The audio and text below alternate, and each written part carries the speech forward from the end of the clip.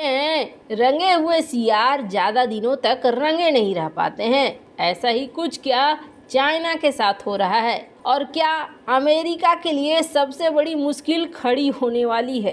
एक तरफ चाइना अपने न्यूक्लियर हथियारों का परीक्षण करने जा रहा है और ये खबर बहुत ज्यादा डरा रही है, तो वहीं दूसरी तरफ उत्तर कोरिया भी परमाणु बम बरसा सकता है। अमेरिका में ये दो बातों का हड़कंप मचा हुआ है और इसी बीच में जापान ने सबसे बड़ा निर्णय लिया है। जानेंगे इन सब का असर भारत के ऊपर क्या पड़ने वाला है। जियोपॉलिटिक्स में बहुत कुछ चल रहा है, जानने को आपको बहुत कुछ मिलेगा। आइए जानते हैं इन खबरों को विस्तार से। चीन ने आज से लगभग 60 साल पहले लोपनूर में परमाणु बम का परीक्षण किया था। हाल में वहां की गतिविधियों ने चिंता पैदा कर दी है। न्यूयॉर्क टाइम्स की रिपोर्ट के मुताबिक एक ड्रिलिंग रिग से जमीन में छेद किया गया जो संभावित रूप से 500 मीटर से ज्यादा गहरा है। इस बात की चिंता जताई जा रही है कि चीन एक नए परमाणु हथियार का परीक्षण कर सकता है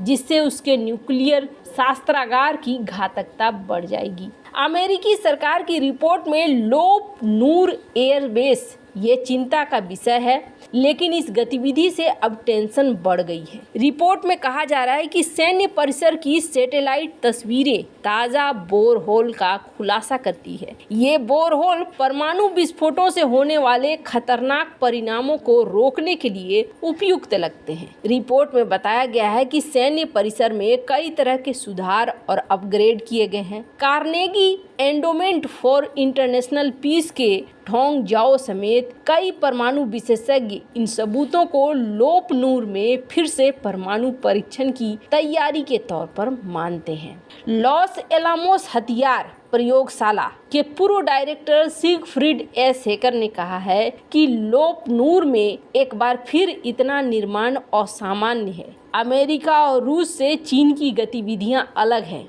उन्होंने कहा कि रूसी और अमेरिकी लोगों ने अपने परीक्षण स्थलों पर गतिविधि जारी रखी है, लेकिन इतना कुछ नहीं। विश्लेषकों का कहना है कि लोपनूर की गतिविधि दिखाती है कि चीन ने अपने परमाणु प्रतिष्ठानों का व्यापक आधुनिकीकरण किया है। इसके अलावा उन्होंने चेतावनी दी है कि हथियारों के निर्माण में तेजी देखने को मिल सकती है। संभवतः परमाणु परीक्षण का एक नया युग शुरू हो जाएगा। एक्सपर्ट ये भी चेतावनी दे रहे हैं कि अन्य परमाणु शक्तियों के साथ मिलकर चीन की कार्रवाई 1966 के वैश्विक परीक्षण प्रतिबंध को कमजोर कर सकती है। अमेरिका के साथ तनावपूर्ण संबंधों के बीच चीन की गतिविधियां चिंता बढ़ाने वाली हैं। अमेरिकी खुफिया एजेंसियों ने वर्षों से लोपनूर के बेस डेवलपमेंट की निगरानी की है। उन्होंने यहां निर्माण को स्वीकार किया है, लेकिन अभी भी इसके सटीक उद्देश्य को लेकर अनिश्चित है। चीनी विदेश मंत्रालय ने लोपनूर के अपग्रेड के बारे में पूछे सवाल को खारिज कर दिया, इसे निराधार और भय फैलाने वाला कहा है। वैसे आपको बता दें, एक तरफ ये बातें हो रही हैं तो वहीं दूसरी तरफ एक बात उत्तर कोरिया को लेकर भी हो रही है। स्क्रीन पर आप आर्टिकल देख सकते हैं। उत्तर कोरिया के नेता किम जोंग उन ने एक बार फिर से अपने दुश्मन देशों को परमाणु हमले की धमकी दी है। किम जोंग उन ने कहा है कि अगर उन्हें परमाणु हथियारों से उकसाता है कोई, तो याद रखना प्योंगयांग परमाणु हमला करने से भी नहीं हिचकेगा। KCNA समाचार एजेंसी के मुताबिक किम जोंग ने ये बयान तब दिया है जब वो इंटरकॉन्टिनेंटल बैलिस्टिक मिसाइल के हालिया प्रक्षेपण अभ्यास को लेकर अपने सैनिकों से मुलाकात कर रहे थे। KCNA ने कहा है कि उन्होंने कहा इस बार उनकी दृढ़ सैन्य गतिविधि परमाणु रणनीति आक्रामक जवाबी कार्रवाई के लिए पूरी तरीके से तैयार है। अगर कोई दुश्मन हमें उकसाता है तो उत्तर कोरिया परमाणु हमला करने से भी संकोच नहीं करेगा। आपको बता दें, उत्तर कोरिया ने अपनी परमाणु ताकत में इजाफा करने के लिए सोमवार के मिसाइल लॉन्च में ठोस ईंधन आधारित अंतरराष्ट्रीय बैलिस्टिक मिसाइल का इस्तेमाल किया। इस लॉन्च के बाद जापान, दक्षिण कोरिया सहित अमेरिका आदि देशों ने चिंता जाहिर करी है। अमेरिका, दक्षिण कोरिया, जापान के शीर्ष राजनयिकों ने बुधवार को उत्तर कोरिया के हालिया बैलिस्टिक मिसाइल प्रक्षेपण की निंदा की और उत्तर कोरिया से बिना किसी पूर्व शर्त के ठोस बातचीत में शामिल होने का आग्रह किया। अमेरिकी विदेश मंत्री एंथनी ब्लिंकन ने कहा कि अमेरिका, जापान, दक्षिण कोरिया, उत्तर कोरिया के सामूहिक विनाश के अवैध हथियारों और कार्यक्रमों के विरोध में खड़ा है। आपको बता दें, उत्तर कोरिया के पास कई ऐसी मिसाइलें हैं जो दक्षिण कोरिया, जापान और अमेरिका तक परमाणु हमला करने में सक्षम है। ये मिसाइलें अमेरिका सहित उसके मित्र राष्ट्रों के लिए बड़ी चिंता की बात है। इससे पहले अमेरिका ने उत्तर कोरिया को चेतावनी दी थी कि अगर उसके या उसके सहयोगियों के खिलाफ कोई भी परमाणु हमला हुआ तो वो जवाबी कार्रवाई करेगा। अमेरिका ने कहा कि उत्तर कोरिया का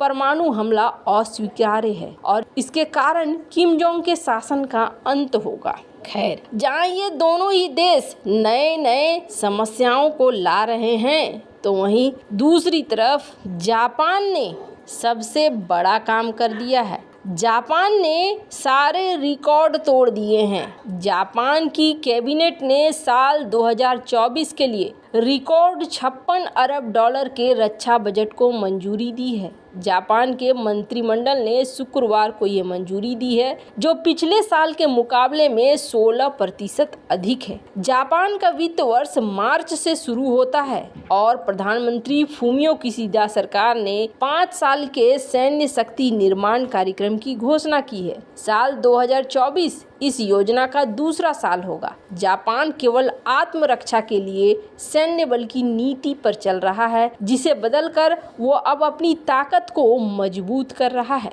मार्च से शुरू होने वाले वित्त वर्ष के लिए करीब 8,000 अरब येन के बजट से उत्तर कोरिया और चीन तक मार करने में सक्षम दूरी की मिसाइलों की तैनाती में तेजी आएगी। सेना F-35 स्टील्थ लड़ाकू विमान और अन्य अमेरिकी हथियारों के साथ अपनी ताकत को मजबूत करेगी। जापान की सेना अपने सहयोगियों के साथ मिलकर आक्रामक रुख अपना रही है। आपको बता दें, जापान ने अपनी सैन्य शक्ति बढ़ाने के लिए 2027 तक 43,000 अरब येन यानी कि 300 अरब अमेरिकी डॉलर खर्च करने की योजना बनाई है। इसी के साथ जापान अमेरिका और चीन के बाद दुनिया का तीसरा देश बन जाएगा जो अपनी सेना पर सबसे अधिक खर्च करता है। जापान ने अगले साल के रक्षा बजट में 734 अरब येन यानी 5.15 अरब अमेरिकी डॉलर टाइप 12 क्रूज मिसाइलों